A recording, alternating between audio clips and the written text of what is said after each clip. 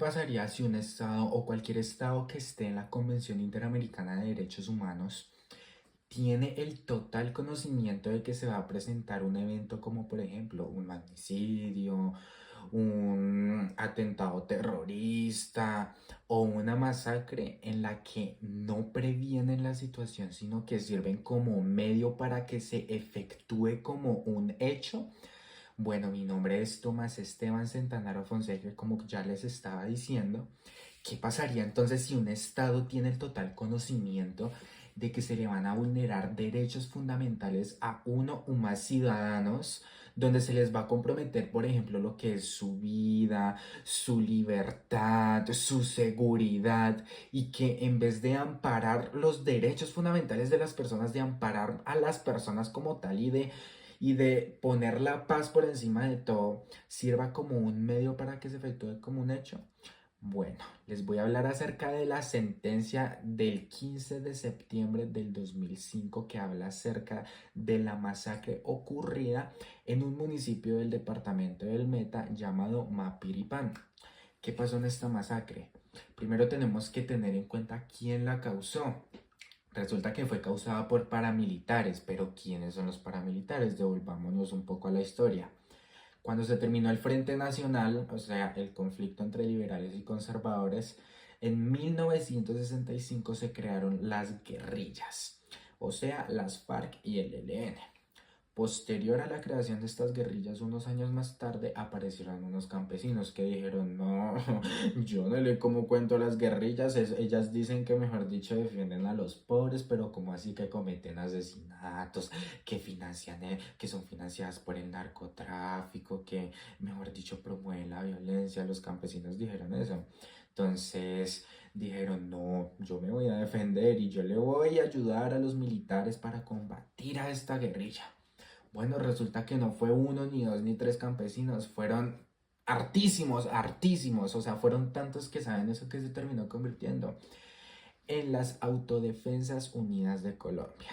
¿Por qué les tengo que contar esto? Porque ustedes tienen que entender primero que la masacre fue causada por las Autodefensas Unidas de Colombia, mal llamadas los paramilitares.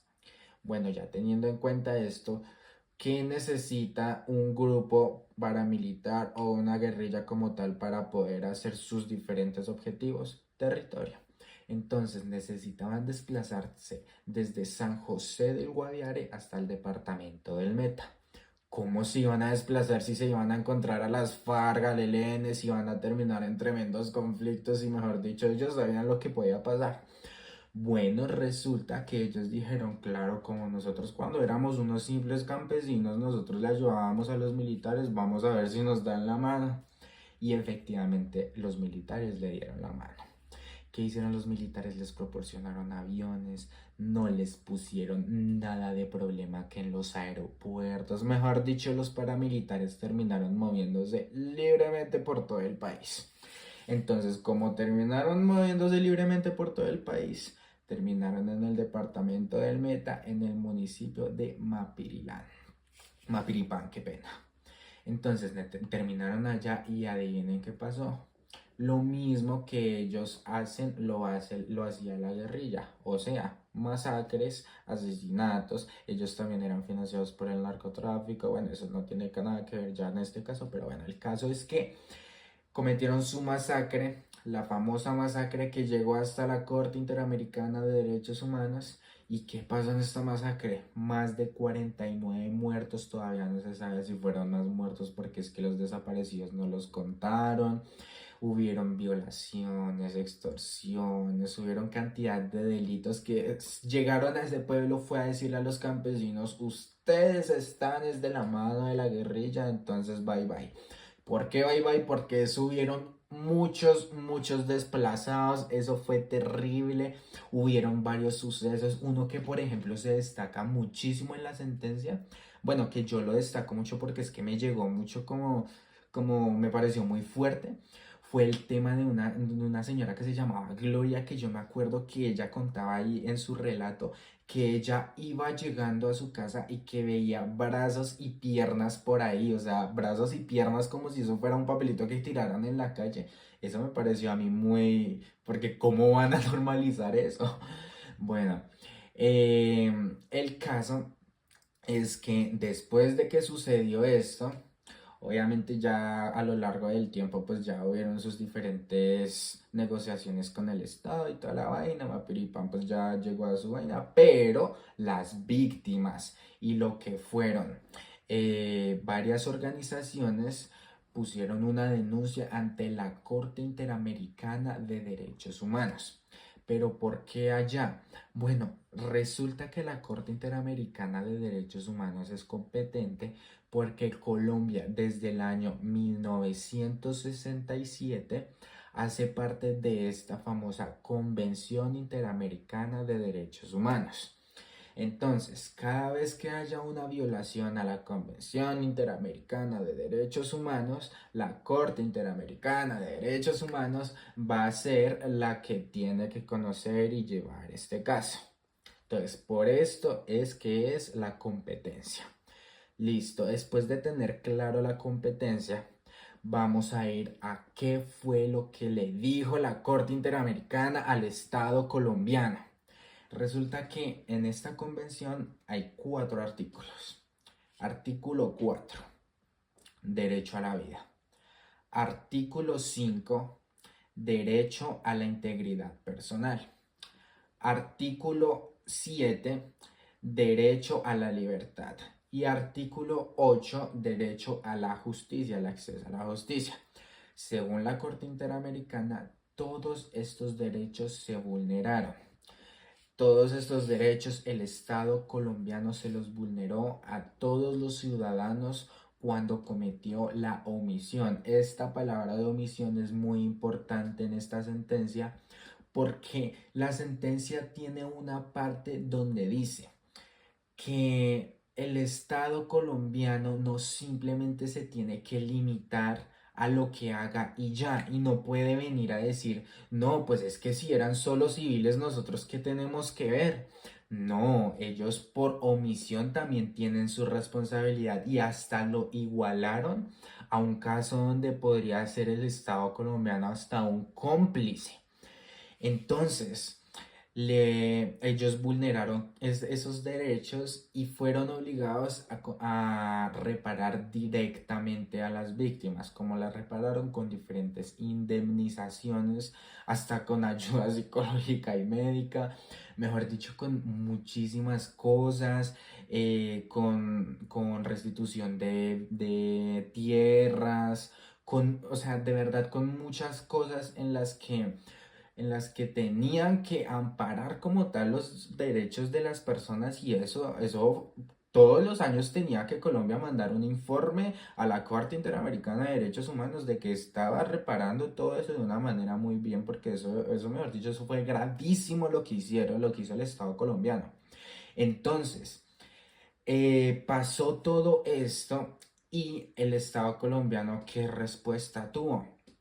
Porque ellos dijeron, sí, claro que sí, nosotros como que sí vamos a asumir eso, nosotros tuvimos la omisión, sí vulneramos varios derechos de las personas, aunque eran agentes, porque algo que me pareció curioso es que principalmente iban a ser juzgados los militares, sí, los militares en la jurisdicción penal militar. Pero ahí hubo como un conflicto, entonces ya terminó en la Corte Interamericana de Derechos Humanos. Bueno, entonces, algo que dijo el Estado colombiano es que, bueno, sí, los militares hicieron eso, pero los que efectuaron la masacre fueron los paramilitares, entonces como que no se podía porque igual tenían ahí su complicidad, es que la Corte Interamericana puso ahí eso es prácticamente como si fueras un cómplice. Entonces, el Estado colombiano dijo, a pesar de que nosotros sí hicimos eso de vulnerar esos derechos, queremos recalcar algo muy importante y es que nosotros no tenemos ninguna norma, no tenemos ninguna ley, ninguna política en la que promovamos las masacres Colombia dijo, nosotros no promovemos, nosotros no obligamos a nadie, simplemente fue un suceso que sucedió de manera individualista por algunos militares que junto a los paramilitares cometieron eso, pero fue una manera un poco peculiar en que el Estado colombiano se lavó las manos, pero en mi opinión personal sí me parece un poquito válida porque pues al final son los militares los que viven ahí en el monte, ¿sí me entiendes? Los que están ahí en los municipios, los que están con la ciudadanía, entonces no sé si tal vez alguien dio la orden desde puro arriba. Eso de hecho es algo que se ha discutido mucho en la sociedad de quién dio la orden, y no en esta masacre, sino como tal en todo lo que pasó con los paramilitares. Pero en esta masacre puede llegar aquí a llevarse a cabo esta discusión también de si fue de manera individualista de cada militar o fue alguien desde arriba que dio la orden de que por favor ayuden a que los paramilitares lleguen a, mejor dicho, a dominar el pueblo de Mapiripán. Entonces, finalmente, como conclusión a este video, algo que sí me lleva mucho a reflexionar sobre esta masacre es que la Corte Interamericana en una parte también dijo en esta sentencia que no siempre hay que simplemente reparar, sino que hay que reconocer lo que pasó, porque es que el Estado colombiano fue obligado a reconocer, hasta tuvo que pedir disculpas de manera pública el Estado colombiano. Y como tal, esto es todo lo que yo tengo a cabo de la sentencia del 15 de septiembre del 2005. También quiero complementar con una parte que me faltó mencionar y que es muy importante, que cuando hablamos de diferentes formas en las que el Estado tiene la responsabilidad de amparar todos los derechos fundamentales de las personas, la Corte Interamericana le invocó el artículo 1.1 de la Convención Americana de los Derechos Humanos. ¿Qué dice este artículo? Dice que como tal, el Estado tiene el deber de proteger todos los derechos fundamentales. ¿Pero por qué le dijo eso? Porque eso no es algo superficial. Cuando la Corte Interamericana le dice esto al Estado colombiano, realmente le está diciendo que no simplemente es algo ahí de que venga, yo le protejo y ya, no, sino que así como usted tiene que proteger, no puede vulnerarle los derechos a las personas, tiene que utilizar diferentes mecanismos para amparárselos, como por ejemplo que la reparación directa, que realizar diferentes investigaciones para cuando un caso en específico se dé, y varias situaciones, varias herramientas que tiene como tal el Estado en su estructura para poder garantizar los derechos fundamentales. Además de esto, invocó lo que es una doctrina llamada debida diligencia. ¿Qué dice esta debida diligencia?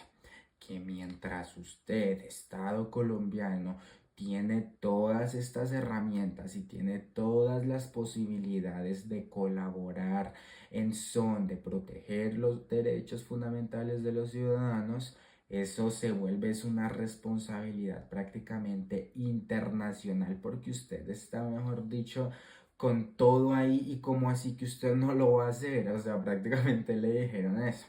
Entonces, en resumen, esta masacre de este municipio en el departamento del Meta nos lleva a varias situaciones, y es que, por ejemplo, cuando el Estado no tiene nada que ver con personas que hagan cosas que al final el Estado está de acuerdo por la ideología en la que esté el gobierno de turno, por ejemplo.